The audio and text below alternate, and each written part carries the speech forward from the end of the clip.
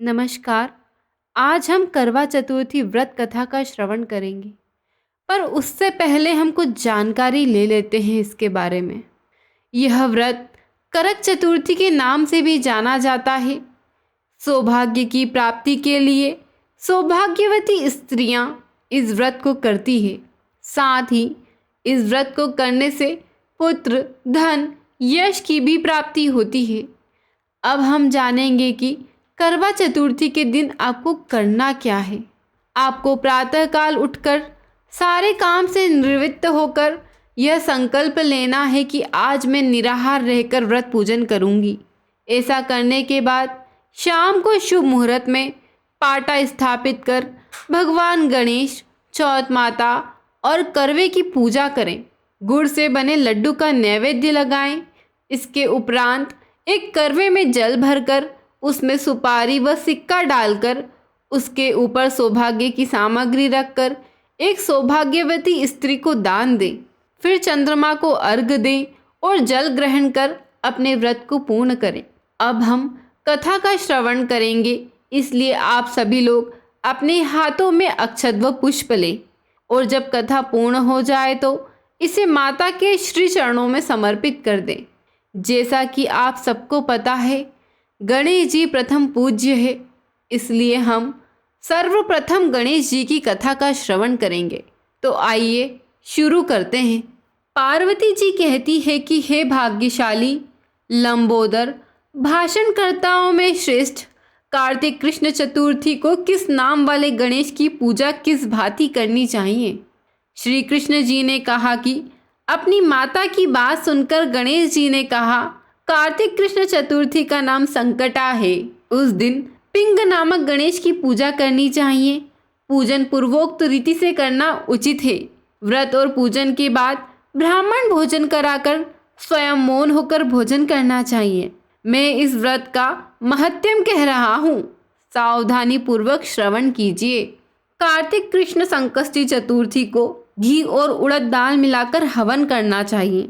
ऐसा करने से मनुष्य को सर्व सिद्धि की प्राप्ति होती है। श्री कृष्ण भगवान ने कहा कि वृत्तासुर दैत्य ने त्रिभुवन को जीतकर संपूर्ण देवों को परतंत्र कर दिया। उसने देवताओं को अनेक लोगों से निष्कासित कर दिया। परिणाम स्वरूप देवता लोग दसों दिशाओं में भाग गए। तब सभी देव इंद्र के नेतृत्व में भगवान विष्णु के शरणागत हुए।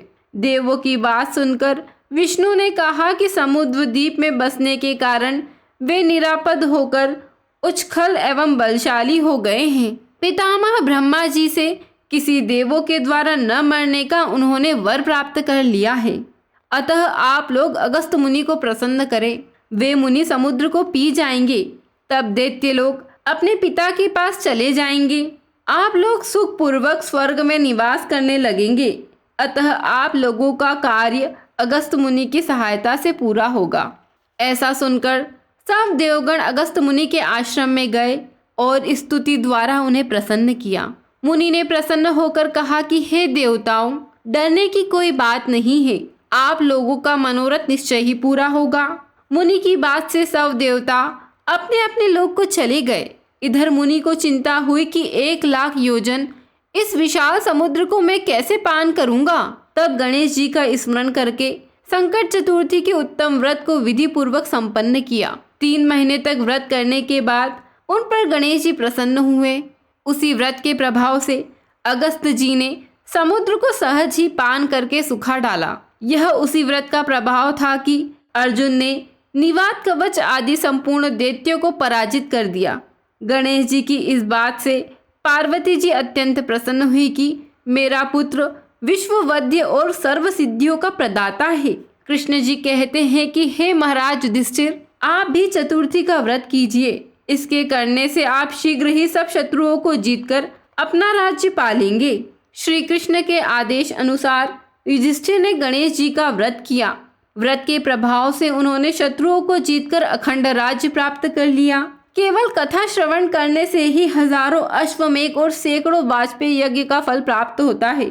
साथ ही पुत्र पौत्रादि की वृद्धि भी होती है। गणेश जी की व्रत कथा यही संपूर्ण होती है। जय श्री गणेश। अब हम करवा चतुर्थी व्रत कथा का श्रवण करेंगे। तो आइए शुरू करते हैं। मानधाता कहने लगे कि जिस समय अर्जुन नीलगिरी पर तप के लिए चले गए तो उनके पीछे द्रौपदी खिन्न मन होकर चिंता करने लगी कि अर्जुन ने बड़े कठिन कर्म का प्रारंभ कर दिया है, किंतु विघ्न डालने वाले शत्रु अनेक है। इस प्रकार चिंता करके श्री कृष्ण जी से सब विघ्नों के नाश करने का उपाय पूछने लगी। द्रौपदी ने कहा कि हे सर्व जगत के नाथ, आप मुझे कोई ऐसा व्रत बताने की कृपा करें जिसके करने से सभी विघ्न नाश हो जाएं। श्री कृष्ण जी ने कहा कि हे महाभागे, श्री पार्वती जी ने भगवान शंकर जी से यही प्रश्न किया था।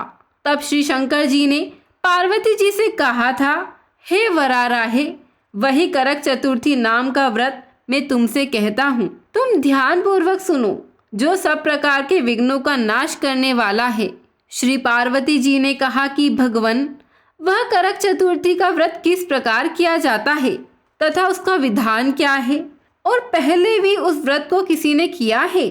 शंकर जी बोले कि पार्वती जी अनेक प्रकार के रत्नों से शोभायमान, चांदी और सोने के भवनों से भरे, विद्वान पुरुषों से सुसेवित, लोगों को वश में करने वाली दिव्य स्त्रियों से शोभायमान, जहाँ पर सदैव ही वेद ध्वनि होती है, ऐसे स्वर्ग से भी मनोहर परम रमणीक शुकप्रस्थपुर में एक वेद शर्मा नामक ज्ञानी ब्राह्मण रहते थे। उनकी पत्नी का नाम लीलावती था। उनके यहाँ महापराक्रमी 7 पुत्र और संपूर्ण लक्षणों से युक्त वीरवती नाम की एक कन्या उत्पन्न हुई। उसकी आंख नीलकमल के समान और मुख चंद्रमा के समान था। उसके विवाह के योग्य समय आ जाने पर वेद शर्मा ने एक वेद शास्त्र के ज्ञाता विद्वान ब्राह्मण को विवाह विधि से उसे प्रदान कर दिया। इसके पश्चात वीरवती ने अपने भाइयों की स्त्री भौजाइयों समेत गौरी का व्रत किया। फिर कार्तिक कृष्ण चतुर्थी के दिन व्रतोपवास कर सायंकाल में स्नान आदि कार्यों से निवृत्त हो सबने भाव भक्त से वट वृक्ष का चित्र बनाकर उसके नीचे शंकर जी, गणेश जी और स्वामी कार्तिकेय के साथ पार्वती जी का चित्र बनाया और ओम नमः शिवाय इस मंत्र से गंध, पुष्प और अक्षतादि से गौरी का पूजन किया। फिर शिव जी, गणेश जी तथा षडानन का अलग अलग पूजन करती हुई पकवान, अक्षत तथा दीपक से युक्त 10 करवा और गेहूं के पिशान और गुड़ के बने हुए पकवान तथा और भी अनेक प्रकार के फल आदि भोज्य पदार्थों को अर्पण करके अर्घ देने के लिए चंद्रोदय की प्रतीक्षा करने लगे।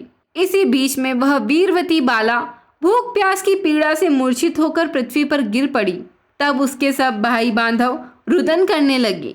फिर वीरवती का मुख धोकर पंखे से हवा करके उसको ठाठस बांधने लगे कि अब चंद्रमा उदय होने ही वाला है। उसका भाई चिंता युक्त होकर एक महान वट वृक्ष पर चढ़ गया। बहन के प्रेम से दुखी होकर उसके भाई ने जलती हुई लुकारी लेकर चंद्रमा के उदय होने का बहाना कर दिया। उसने चंद्रमा का उदय जानकर दुख का त्याग करके विधि विधान से अर्घ देकर भोजन कर लिया। इस प्रकार व्रत के दूषित हो जाने के कारण उसके पति की मृत्यु हो गई।